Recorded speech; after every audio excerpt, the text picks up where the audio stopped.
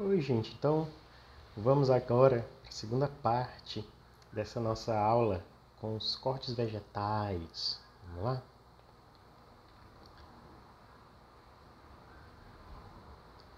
Então, vamos para os principais cortes. Os vegetais eles podem ser cortados de várias formas, como nós já vimos, e isso vai influenciar no prato, né? Na forma que você quer apresentar a preparação aos seus consumidores, né? Os seus familiares, seus clientes, para quem você está cozinhando. Então, alguns exemplos de cortes em bastões são esses aqui, o Pont-Neuf, né, vem do francês, né, que são bastões grandes, né, regulares, de cerca de 5 centímetros de comprimento por 1,5 de lado, né. São esses maiores aqui. Os exemplos de Pont-Neuf. Depois nós temos os bâtonnets, que são os bastões regulares, também com 5 centímetros de tamanho, né, de comprimento, e 0,6 centímetros, pouco mais de meio centímetro de lado, né. Nós temos os allumettes, que eles têm meio centímetro, ele é um pouquinho menor que o bâtonnet, né. E os julienne, que eles são assim mais fininhos, né. Eles têm cerca de 3 milímetros, né, 0,3 centímetros de lado. E nós temos o brunoise, que é os cubinhos pequenininhos de cerca de 0,3 a 0,5 centímetros de lado, né? O brunoise é um corte que ele é um cubinho bem pequeno, né? E entre eles, obviamente, tem os cubos maiores, que também podem ser feitos a partir do Pont-Neuf, pode ser do bâtonnet. Então, nesse caso, a gente chama apenas de cubos, certo? Agora, os cortes que a gente utiliza mais são esse, o julienne, né? E o brunoise. Geralmente são os que a gente utiliza mais nas receitas.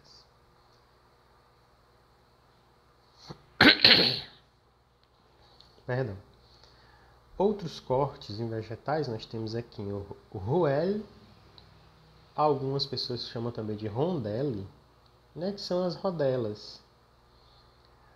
Né? No caso da cebola, a partir do rouelle a gente faz o bracelet, né? Que são esses anéis. Você vai retirando as rodelas, né? vai separando as rodelas e vai virando o bracelet, né? Os chips, que são umas rodelas bem finas, bem finas. Você pode fazer de batata, que são os mais conhecidos, né? Mas também pode fazer de outros vegetais. E tem o paisane. O paisane são cortes geralmente em triangulares, às vezes também eles podem ser considerados cortes irregulares também, sem formato muito definido, mas geralmente com esse tamanho de 1,5 cm e 2 milímetros de lado, né? Aqui temos outros tipos de cortes, que são o sifflet, que são cortes regulares em diagonal, aqui com o exemplo de uma cenoura, né? Para acentuar esse formato ovalado. Temos o haché. O haché é quando você utiliza a técnica de segurar com uma mão, geralmente a mão esquerda, você coloca sobre a parte da frente da faca, né, sobre a ponta da faca, em cima da ponta da faca, e segura o cabo e vai fazendo um movimento de balanço, né, de gangorra. Nisso aí você vai cortando, picando, né, no menor tamanho possível. Geralmente você faz isso com ervas, faz com alho, às vezes com outro tipo de vegetal, como a cebola, por exemplo. Mas a intenção, o objetivo é conseguir o menor pedaço possível. Então, quando você diz um alho achei, salsinha achei, coentro achei, é esse formato aqui, né? É o menor pedacinho possível que você conseguir usando essa técnica de fazer uma gangorra com uma faca, né? Uma faca chefe. Mas, obviamente, você pode utilizar outras facas também com outras técnicas para fazer isso. Tem até uma faca em formato. Tem uma faca assim em formato de gangorra. Ela é mais ou menos assim, né? E que ela é justamente para facilitar esse corte haché, né? Então, concassê. O concassê, ele é feito com tomates. Geralmente com tomate. O que significa concassê? Concassê é você retirar a pele, é o tomate já sem pele e sem sementes, e ele é cortado em cubos, né? E geralmente irregulares, assim, não sem muita precisão. Isso é o chamado concassê e se refere mais a tomates, certo? O chiffonade é aquelas tiras que a gente faz com folhosos. Você pega o folhoso, vai intercalando vários, né? Como se você fosse fazer um charuto, né? Vai enrolando um sobre o outro e em seguida você faz o corte de tiras, né? Isso é o chiffonade. Não tem uma precisão, pode ser mais fino, mais grosso. Esse é o chamado corte chiffonade. Então, passando dos cortes, nós vamos falar dos agentes aromáticos, né? Os agentes aromáticos são ingredientes que vão dar perfume e sabor às preparações, né? Geralmente eles são misturas, eles podem ser misturas de legumes, ervas e especiarias, né? E eles, além de cor e além de perfume e sabor, eles dão cor às receitas, muitas vezes, né?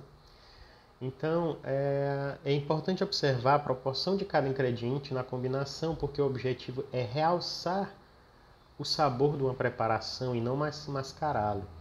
O que quer dizer isso? Que você vai colocar esses agentes aromáticos para que a sua receita fique mais saborosa, mas que ela não fique apenas com o sabor desses agentes aromáticos, entende? É quando você tempera demais uma comida que ela não tem gosto de comida, só tem gosto de tempero, sabe? É mais ou menos isso. Então, com o tempo, muitos cozinheiros montam seu próprio tempero, dando o seu estilo às suas preparações. Existem muitos restaurantes que eles criam as suas próprias misturas e fazem as suas receitas com aquilo, entende? Então, tem um restaurante em Belo Horizonte, Dona Luzia, se eu não me engano. Eu esqueci o nome, me falhou na memória agora. Mas que ele fez seu próprio tempero e ele vende aquele tempero também. Então ele usa para tudo, para as carnes, né? Para as carnes vermelhas, usa para carne de porco, para as aves, coloca às vezes nas massas. Então ali já é um tempero que foi desenvolvido pela proprietária e que a personalidade daquele restaurante é esse tempero. Então ela criou um agente aromático só para ela. Então você pode fazer isso também, né? Muita gente que faz esses temperos caseiros, cada pessoa tem sua receita, né? E faz suas preparações com aquilo. Então são exemplos, né? De como utilizar os agentes aromáticos de forma pessoal, né? E esses complementos podem ser colocados no início da cocção, né? Você vai temperar uma carne antes, né? Por exemplo. Pode ser utilizado durante, ou também podem ser utilizados ao final das preparações, né? Para ressaltar aquilo de uma forma mais saborosa. O manjericão, por exemplo, ele pode ser utilizado durante o preparo de um molho, mas também ele fica com um sabor melhor se você deixa um sabor mais fresco, melhor não, mas mais fresco, se você deixa para colocar ao final da preparação, né? Por exemplo, de uma pizza, é melhor que você coloque o manjericão fresco ao final, depois que a pizza estiver assada, do que durante ela, né? Quando ela você for colocar para assar, porque alguns temperos, com a temperatura, alguns agentes aromáticos perdem esse aroma e sabor, certo? Então vamos falar de alguns agentes aromáticos. A gente pode considerar o sal um agente aromático, porque ele ajuda a potencializar o sabor, né? Uma comida sem sal é uma comida na qual os sabores vão ter uma certa dificuldade para ter destaque, porque o sal perdão, o sal ele estimula, né, as suas papilas gustativas. Então você vai sentir melhor o sabor dos alimentos, né? E claro, o sal pode ser utilizado em pratos doces também, justamente para realçar os sabores. Um bolo, você pode colocar sempre uma pitadinha de sal, não muita, só uma pitada para ajudar a realçar esses sabores, né? E existem vários tipos de sal, né? Tem o sal iodado, esse sal refinado que a gente usa no dia a dia, né?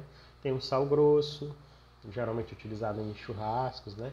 Temos a flor de sal, que é utilizada para finalizar os pratos, né? Temos o sal rosa, sal negro. Alguns sais também são preparados com outras especiarias para já ter uma espécie de tempero completo, não é isso? Então a pimenta do reino, ela é a especiaria mais utilizada pela cozinha ocidental europeia, de tradição europeia, né? Aqui a gente também utiliza muito a pimenta do reino no nosso dia a dia, né? E que nós temos alguns tipos de pimenta do reino, né? A pimenta preta, a pimenta branca, a pimenta verde e a pimenta rosa, que não é bem da mesma planta, né? A pimenta preta, a verde e a branca, elas vêm dessa árvore aqui, né? Que ela é originária ali da região da Ásia. E essa pimenta rosa, que chama pimenta rosa, ela vem da aroeira, que é uma planta das Américas, né? Em alguns lugares aqui em Teresina, às vezes é possível até encontrar também a aroeira. E tem uma característica diferente, né? Um sabor diferente. A pimenta do reino ela tem uma picância e tem um sabor muito característico, né? A aroeira já ela não tem essa picância, né? Que é essa pimenta rosa, né? Que é o que se chama de pimenta rosa.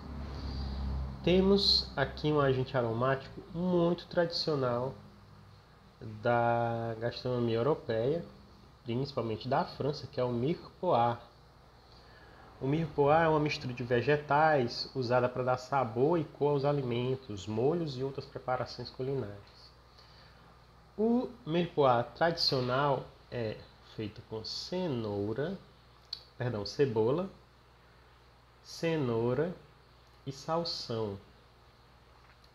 Geralmente nessas proporções. Geralmente não, a proporção tradicional é essa: 50% de cebola, 25% de cenoura e 25% de salsão, certo? E esse é o mirepoix. Temos o matignon, que também tem essa tradição francesa, né?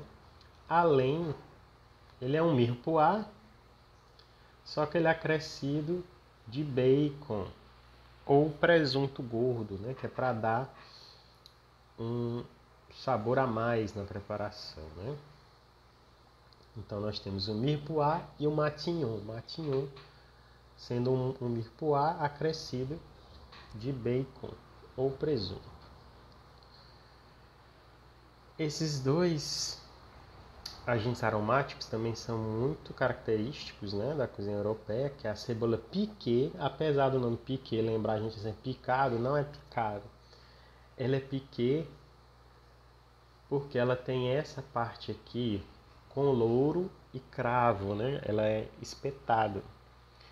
Então é uma cebola, geralmente a metade de uma cebola espetada com uma folha de louro e cravos da Índia. Ela é utilizada em alguns molhos, principalmente no bechamel. Vai dar um sabor característico. Muitas vezes você também pode dar um talho nessa cebola e colocar a folha de louro aqui nesse talho, né? E depois enfiar os cravos da Índia. A cebola brûlée, ela é cortada ao meio, né? E colocada numa chapa, numa frigideira, no sauté, né? E você vai deixando essa temperatura sem nada, você não colocar óleo nem nada, só a cebola mesmo. E você vai deixando ela ali até ela caramelizar. É para ela ficar bem caramelizada, mais do que aqui, inclusive nessa imagem, certo? Então, isso vai liberar uma cor e vai dar uma doçura para a cebola, né? Que a cebola, quando você cozinha, ela libera os açúcares dela, né? Os açúcares dela ficam mais evidentes, aí dá um sabor docinho, né? Acho que quem já comeu cebola assada sabe do que a gente está falando, né? Então, ela tem que ficar bem caramelizada e ela ajuda a realçar o sabor e dar cor em fundos escuros, mas também pode ser utilizado em outras preparações, certo? Outros agentes aromáticos também que tem essa tradição europeia é o bouquet garni, que ele é um amarrado de vegetais e ervas, né? Aqui a gente tem um talo de salsão, talo de salsa, aqui, tomilho e louro. Então você pega esse talo maior aqui, né? Envolve essas outras ervas e depois você dá um nozinho aqui. E vai ficar tipo um buquezinho de ervas, né? Então é por isso que chama bouquet garni. E o bouquet garni ele é utilizado para dar sabor em várias preparações. Esse aqui é o bouquet garni clássico, certo? Que tem salsão, salsa, tomilho e louro, né? Envolvido numa folha de alho poró, no talho de alho poró. Mas também há várias variações, você pode criar seu próprio bouquet garni também. Não necessariamente ele precisa estar, não sendo o clássico, né? Ele não precisa necessariamente estar envolto num talho de alho poró, né?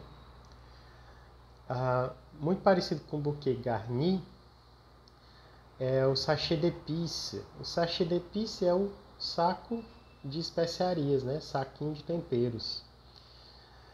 Você pega um tecido permeável, uma espécie de gaze, né? Coloca as ervas e especiarias. O clássico ele tem pimenta do reino macerada, talos de salsa, a folha de louro e tomilho. Tomilho pode ser fresco ou seco. E o alho é opcional, certo? No clássico. Então você pega, coloca no centro, né, desse tecido e depois você faz um saquinho e amarra. Aí esse é o sachê d'épices. Ele é bom para colocar no molho porque ele é fácil de você retirar depois, né? Quando ele está amarradinho assim, você coloca, deixa pegar o gosto, o sabor na preparação que você está fazendo e depois você retira facilmente. E temos também o bouquet marmite, que é perdão, é um bouquet garni acrescido de um mirepoix. Então, quando você faz isso, coloca esses temperos e mais o mirepoix, você chama de bouquet marmite, certo? Então, gente, esses aqui são os agentes aromáticos, né? Os cortes dos agentes aromáticos e complementam aquela nossa primeira aula. A gente fica por aqui, eu agradeço muito a vocês e nós nos vemos na próxima aula. Até lá!